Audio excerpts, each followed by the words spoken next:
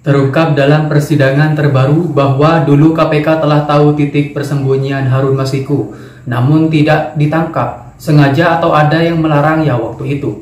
Atau karena sang penguasa belum pecah kongsi sama PDIP. Ya, begitulah potret hukum di negeri ini. Kebenaran dipilih berdasar lawan atau kawan. Pada saat itu saya diberikan tugas untuk memantau saudara Harun Masiku. Sesuai dengan SOP yang kami laksanakan, bahwa pemantauan itu sifatnya surveillance yang pertama.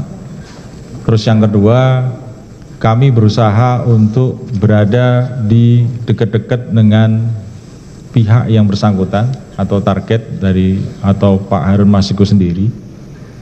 Kemudian kami berupaya agar si target ini tidak melarikan diri atau lepas dari pantauan kami.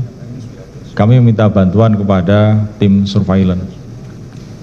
Terus kemudian kami secara simultan itu melakukan pengamatan secara langsung, baik ketika yang bersangkutan itu kembali ke kediaman.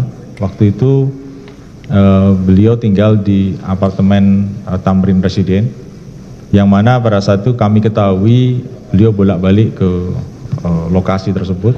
Mungkin di akhir aja, bagaimana, apakah sudah menemukan sampai saat ini Harun Masiku di mana? Sampai saat ini masih proses pencarian. Jadi kami berupaya. Anda masih masuk tim ini untuk melakukan pencarian? Untuk Harun Masiku? Iya. Sampai dengan saat ini saya mendapat sprint gas juga. Tapi belum ditemukan ya? Tapi kami masih dalam upaya melalui beberapa pihak. Oke. Ya, apakah sudah mengetahui titiknya di mana? Kami ketahui, tapi kami tidak bisa sampaikan di sini.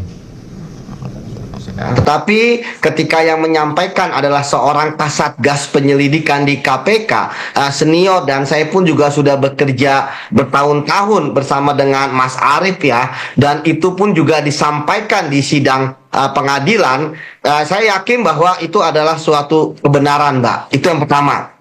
Kemudian yang kedua, ya mungkin tidak menyangka juga ada pertanyaan dari penasihat hukum Hasto ya, dan karena KPK Mas Arief ini saya katakan adalah orang yang jujur, ya dia mengatakan paham titik lokasinya, namun ya dia tidak bisa memberitahukan secara detail ya karena rahasia. Tapi setidaknya di sini menjadikan gambaran kita bahwa KPK sudah tepat sekali ya dengan keberadaan Harun Masiku. Nah, sekarang yang menjadi permasalahan adalah ketika titik lokasinya sudah diketahui, dan pengalaman saya juga ketika menangkap para buronan ya, dan bersama juga dulu dengan Mas Rosa, Mas Arief gitu ya. Saya pikir kita tinggal menunggu waktu, dan saya berharap ya KPK tadi kan juga menyampaikan secara normatif dan sebagainya ya.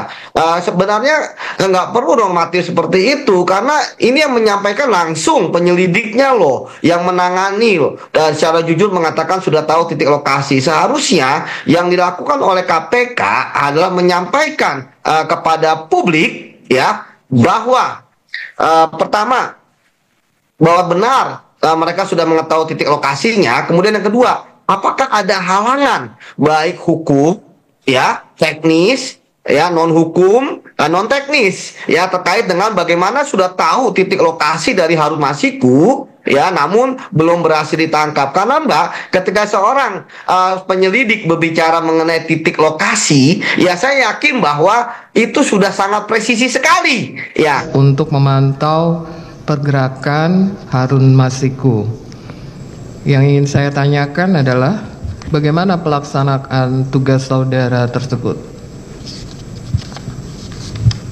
Pemantauan ya? Ya, karena kan di awal saudara menyatakan tugasnya itu memantau pergerakan Harun Masiku, benar? Betul. Nah, sekarang saya tanya bagaimana pelaksanaan tugas saudara tersebut? Bagaimana upaya dari lembaga saudara untuk bisa mencari dan menemukan Harun Masiku? Ya, nah sekarang saya berharap KPK terbuka. Apakah benar ada faktor non teknis, ya, non hukum, ya itu KPK perlu disampaikan kepada publik. Karena kalau misalnya secara hukum, Mbak, begitu tahu ada lokasi dari penggeledahan dari di mana buronan, kita langsung melakukan penggeledahan ke tempat tersebut. Sama-sama sudah kita dengarkan keterangan saksi Rosa Purbobekti dari pagi sampai sekarang jam 5.30 ternyata apa yang diberikan, disampaikan, dinyatakan oleh saudara Rosa itu tidak ada yang baru. Kenapa tidak ada yang baru? Karena Rosa tadi menyampaikan penghargaan dia, penilaian dia, pendapat dia tentang transkrip percakapan. Katanya ini petunjuk. Ya. Kalau petunjuk transkrip, makanya tadi ditanya. Ini yang saudara jelaskan, percakapan antara siapa? Katanya tadi, ini Harun Masiku dan Nur Hasan. Kalau begitu, yang dipanggil Harun Masiku. Yang dipanggil Nur Hasan, nggak perlu orang ini datang. Ya, sekali lagi poin yang pertama, tidak ada fakta baru. Kan spesifik terhadap perkara suapnya berarti. Kami lakukan pada saat itu, apa yang kami alami, apa yang kami lakukan pada saat proses operasi tangkap tangan pada saat itu. Baik, kalau begitu yang saya tanyakan, kan saudara bilang tadi ya di awal-awal ya menggunakan pasal 44 Undang-Undang KPK, yaitu bukti permulaan yang cukup. Betul ya. Nah, supaya KPK nggak sewenang-wenang, maka menetapkan tersangka itu harus ada 2 alat bukti, betul kan? Betul. Pertanyaannya, ya, pada saat saudara melakukan penyelidikan OTT, ya, kaitannya dengan Pak Hasto sebagai terdakwa, apa yang saudara tahu terkait dengan bukti permulaan yang cukup? Tahu nggak saudara? Bukti permulaan yang cukup adalah terpenuhinya 2 alat bukti. Yang kedua, penuntut umum tadi pagi sampaikan, saudara Rosa hadir itu tidak ada kaitannya dengan pembuktian suap. Ya.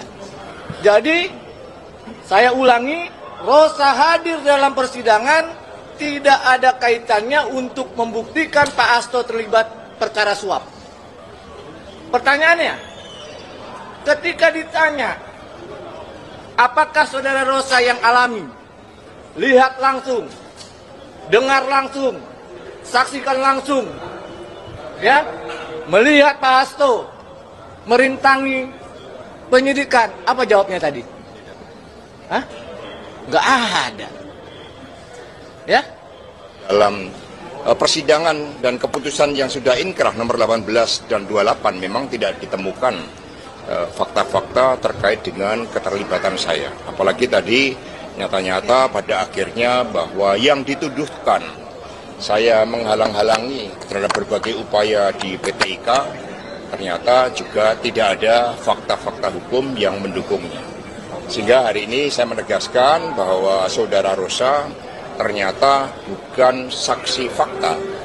Dia mengkonstruksikan berdasarkan imajinasi dan asumsi dari saudara Rosa. Terima kasih. Titik koordinat Harun Masiku diketahui KPK tetapi tidak ditangkap. Teka-teki di mana keberadaan Harun Masiku tersangka kasus suap pergantian antar waktu anggota DPR periode tahun 2019 hingga 2024 belum diungkap ke publik. Seharusnya Harun ditangkap oleh KPK dalam proses tangkap tangan atau OTT pada 8 Januari 2020 lalu. Namun Harun menghilang dan jejaknya hingga kini belum diketahui. Namun demikian, penyidik Komisi Pemberantasan Korupsi Arief Budi Raharjo mengaku tahu keberadaan mantan kader Partai Demokrasi Indonesia Perjuangan (PDIP) itu. Hal tersebut diungkapnya saat dihadirkan sebagai saksi dalam sidang dugaan suap Harun Masiku dan perintangan penyidikan yang menjerat Sekretaris Jenderal PDIP Hasto Kristianto di Pengadilan Tipikor Jakarta Pusat pada hari Jumat. Jawaban tersebut disampaikan Arief ketika dicecar pertanyaan oleh kuasa hukum Hasto, Erna Ratnaningsih. Awalnya, Erna bertanya kepada Arief soal tugasnya dalam memantau pergerakan Harun Masiku. Arief pun menjawab pihaknya telah memantau pergerakan Harun Masiku sejak sebelum digelarnya OTT pada 8 Januari 2020. Namun, Harun Masiku bersama orang-orang terdekatnya tetap dilakukan pemantauan rahasia. Salah satu pemantauan Arief adalah mengawasi tempat tinggal Harun Masiku sebelum lenyap dan masuk daftar pencarian orang atau DPO, yakni Tamrin Residence. Kami berupaya agar si target ini tidak melarikan diri atau lepas dari pantauan kami. Kami meminta bantuan kepada tim surveillance, kata Arief. Sampai saat ini masih proses pencarian, jadi kami berupaya. Kami ketahui tapi kami tidak bisa sampai di sini, kata Arief. Tak puas dengan jawaban itu, Erna kembali menyentil penyidik KPK yang tidak kunjung menangkap Harun Masiku. Padahal KPK mengaku sudah menemukan titik keberadaan Harun Masiku.